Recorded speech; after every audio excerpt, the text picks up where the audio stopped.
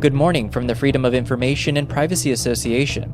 I'm Patrick Farnsworth, and this is your Access and Privacy Online news summary for Saturday, August 23rd. We start with the flip-flop from Alberta, where public backlash has forced Premier Danielle Smith to walk back plans to stop disclosing government expense receipts. Our access and privacy scan across the country brings us stories ranging from the everyday challenges Canadians face trying to get information about local services, to questions of national security as Canadian diplomats abroad come under attack. We'll look at the continuing impact of the Taliban in Afghanistan, with news stories reaching into Canada and Britain. And we'll wrap with developments south of the border, where privacy and access rights continue to collide with politics and commerce. Let's dive in.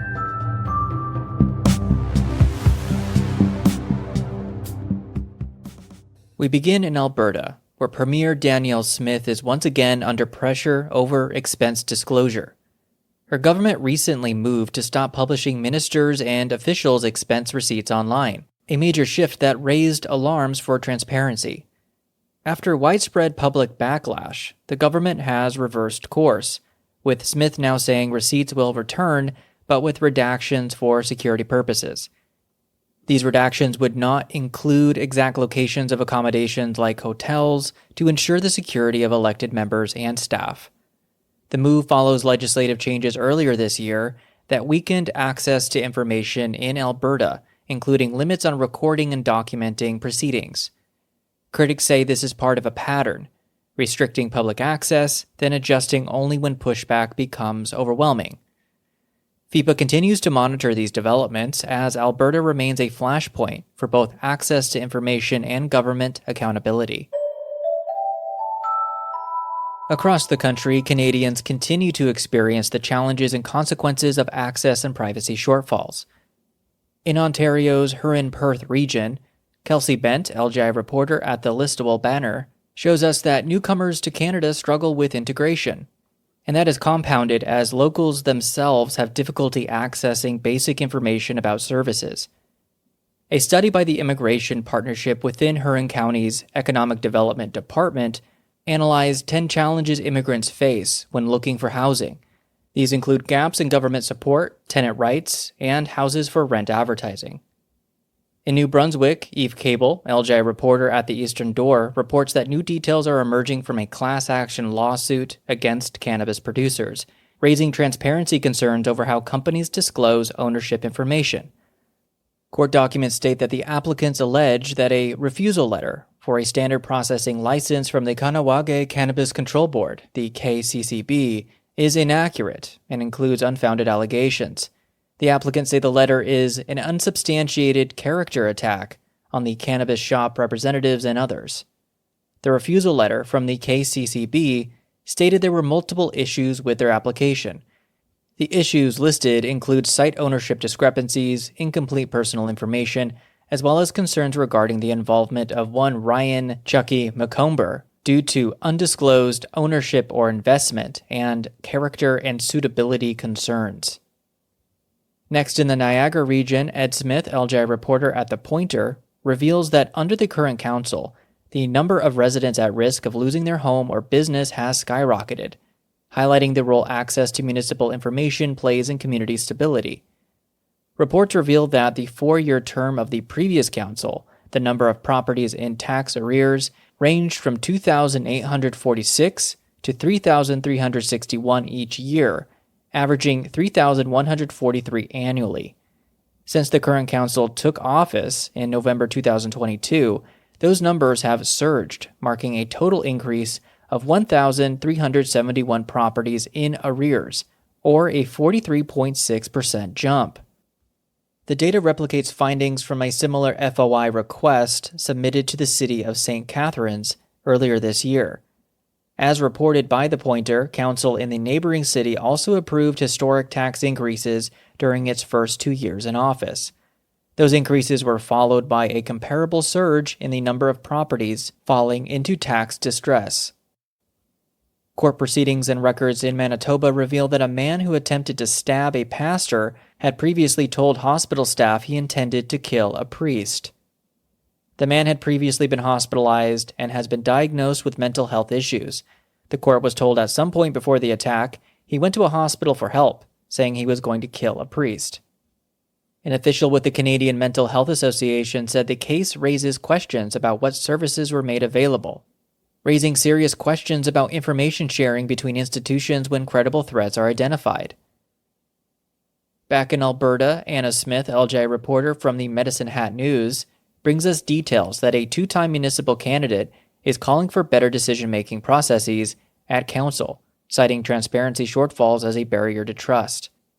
Medicine Hat City Council candidate Kelly Allard is calling for easier access to information for citizens, as well as clearer guidelines for media engagement.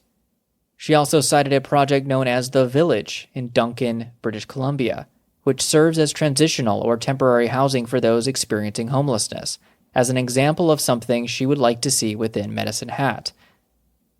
Here in British Columbia, a series of reports from the ombudsperson Jay Chalk warns that the province's whistleblower protection law still falls short in key areas, leaving public servants vulnerable when they speak out.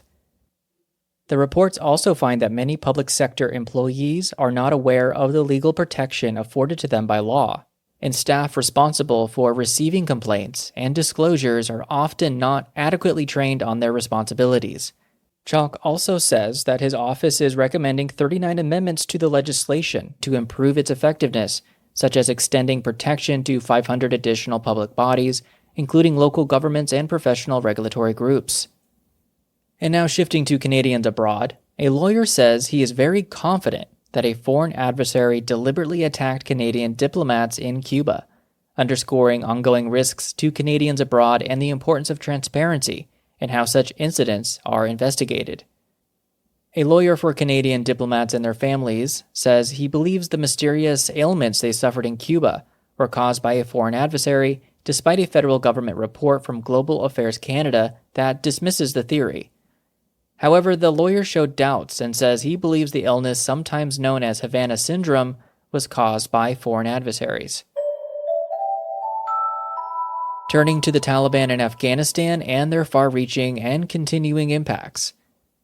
Efforts are underway to bring Afghan women at risk of deportation to the University of Regina, highlighting how Canadian institutions are stepping in where immigration protections fall short. An advocacy group and the University of Regina are raising money to help relocate the women to Saskatchewan to continue their education, because the United States government has suspended their scholarship funding in Qatar. Jeff Keshen, the president and vice chancellor of the university, said it has the space to provide the women with free housing and meals if the tuition is raised. Meanwhile, a retired Canadian general is urging Ottawa to help the family of a former Afghan translator escape Taliban rule, saying Canada has a moral obligation to those who assisted its mission. The translator's sister says she fears that she and her 22-year-old son will soon face deportation from Turkey and reprisals in Afghanistan because her brother assisted Canadian troops. The woman says she believes the Taliban killed her husband in 2013 because of her brother's work with Canadian troops. The reporter has written letters to Immigration Minister Lena Diab and Prime Minister Mark Carney to no avail. Immigration, Refugees, and Citizenship Canada said it cannot comment on specific cases due to privacy legislation. And in a disturbing development, there are continued impacts in the United Kingdom from cybersecurity attacks that intersect Afghan refugees, troops, and journalists. The Jet Center, which provides ground handling for flights, said late Friday that it suffered a data security incident, which led to unauthorized access to a limited number of company emails. Currently, about 3,700 individuals are thought to be potentially affected by the incident. This includes Afghans who were brought to the UK, troops traveling to routine military exercises, and journalists accompanying government ministers on official matters.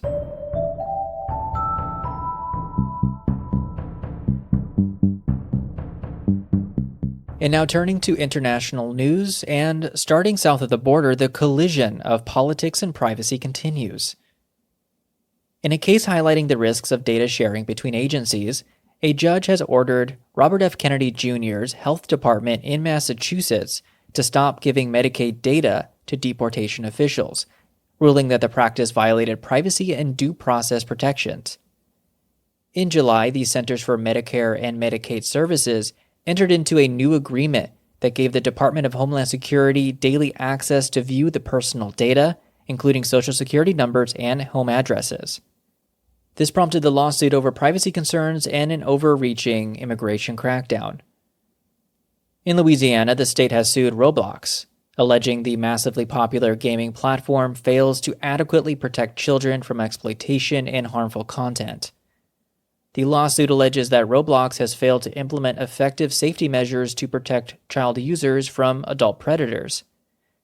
This isn't the first lawsuit Roblox has faced for similar reasons.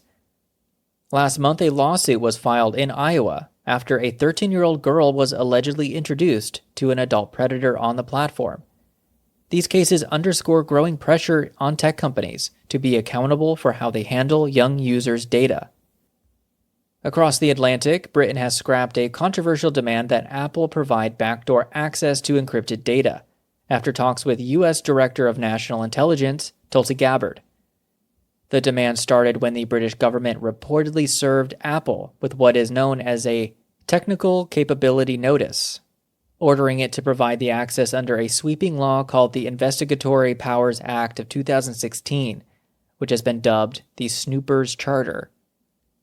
Gabbard previously said a demand for backdoor access would violate the rights of Americans and raise concerns about foreign government pressuring a U.S.-based technology company. This story reflects the prior nature of collegial intelligence sharing amongst the Five Eyes powers of the United States, the United Kingdom, Canada, New Zealand, and Australia. There are also growing reports of these arrangements starting to break down as the U.S. is increasingly withholding intelligence to drive its own international narrative. It calls into question the strength of these arrangements and the status of allies on the international stage.